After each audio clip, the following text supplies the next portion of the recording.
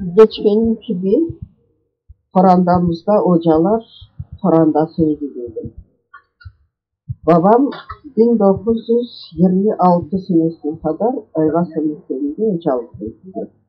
26 senesinden endi başlap yani hocalar endi hocalar çapıklarını bitirip kelgenler başlagan ediler.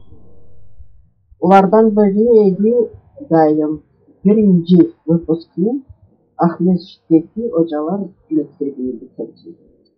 Birinci hocam da o oldu. Teyzem Pamukçu Mecidi. Bu Totay Koy Mektebi, Totay Koy Hocalar Mektebi birinci müdürleri bitirdi.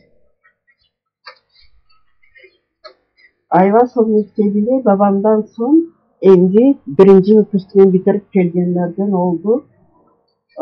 Adlanit, yanılmasam familyası Muhterem Adlanit Hoca. Birinci ondan sonra. İkinci hocam neydi? Esadov Sesli'nin tek akıllı, tek terbiyeli adamıydı. Hayskoylardan önde Ayvasov Mektebi'lerini bilmiyorum. Endi ikinci basamak mektebine uçkan vaxtında Derekoy'da ondaki hocalarımdan biri erken vaxtlarında medreseni, Başsaray'daki medreseni bitirgen hocalardan idi. Ana dili dersini verirdi bize. Bunun hakkında kaç kere Yıldız Jurnalında da, gazetalarda da makaleler oldu. İki kere bizim yazıcımız Yunus Kemirkaya'nın yazan makalelerini özüm okudum. Adı İsmail Hakkı hocamız.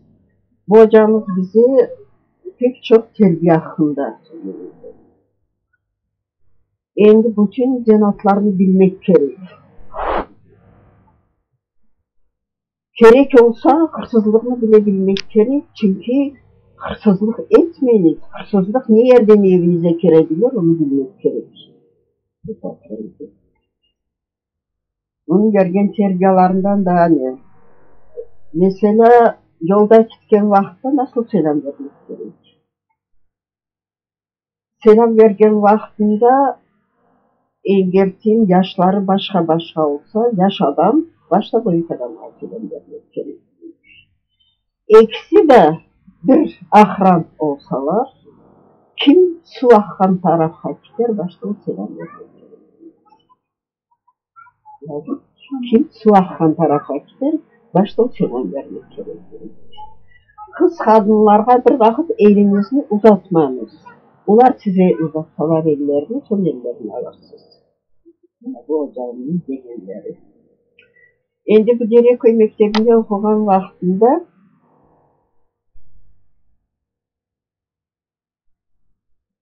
mektebin direktörü tarih dersi vergen edi Dağcı Ediye. Dağcı Ediye de edi Abdullah Dağcı'nın doğmuş kardeşi. İki kardeşini okudum. 7. sınıfta Dağcı Ediye'ye, 8. sınıfta geçkenden son Dağcı Müselmağa. İkisi de onların kardeşleriydiler. Abdullah Dağcı Edi, Kırım'da olğan patronlu organizasiyanın başı Dede Volodya degenleri edi Abdullah Dağcı. O özü çalışa edi, bilmeyin glavni injiner edi, bilmeyin direktör edi, Massandradaki şarap podvalında. Yaxşı biliyorum. Dağcı Müselman'ın ahayı edi Gafarov Yakup. En birinci, bütün ömrümde hocalarımızın arasında en yaxşısını buna bunu sayarım. Matematik hocam. Matematik hocamızıydı. Onlardan beraber bu Dağcı Ediye'ni nemseler öldürdüler. Onlar patron organizasyonlar tutulgan vaxtlarında nemseler öldürdüler. Onlar üstünde kitapçıklar da var ama Zarema benim kitapçıklarını tapsam dağlar başında başka kitaplarını mesela araştırıp bakıyorum okursun. Aksallar hakkında, patronlar benziyor. Bunların hakkında. Bu Yakup Gafarov hocamız degenim.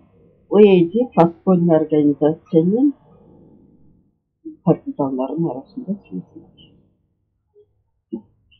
Уларын хорандаларından дағыжыларын хорандасына бір бұл Үсемма, Ахайы, Штезапара бұлар қалдылар. Bütün xorandaların öldürdüler. Ana, baba, bir kardeşleri, en küçükleri var idi, Zera. Hepsini elçiler öldürdüler. Endi partizanlara kelgen vaxtında bir vaxyanda söylep geçeyim. Men birinci sefer söylegenim, maqtanmaq değil. Bir yere alğanım da yok.